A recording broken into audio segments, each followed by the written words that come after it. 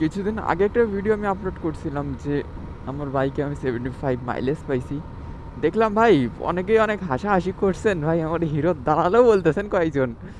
ভাই হিরোর দালালি করে তো আমার কোনো লাভ নেই, বা আমার এত বড় পেজ হয়ে যায় নাই যে হিরো আমার দালালি করার সুযোগ দিবে। ভাই সুযোগ দিলে তো হইতো, ওরা আমার টাকা দিয়ে এমনি বড় লোক বানাই দিত যদি দালালি করতাম। আমার এখনো অত বড় পেজ হয়ে পারে নাই ভাই।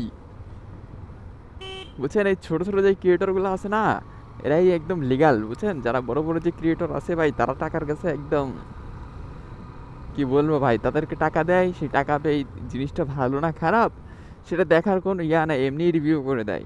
যদি সেটা খারাপ হয় সেটাও রিভিউ করে। আমি এমন অনেক কন্টেন্ট ক্রিয়েটরকে চিনি।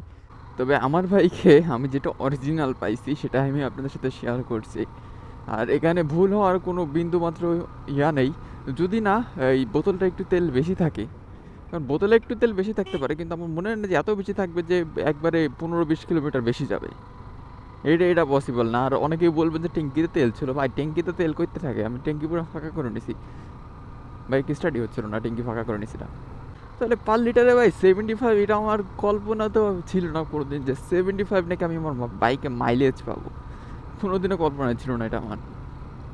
তারপরে পাইছি এখন ভাই, বিশ্বাস করবেন কি করবেন না এটা আপনার দায়িত্ব। তবে আমি ভাই কি বলবো আপনাদের, আপনাদের কিছু বলার নাই।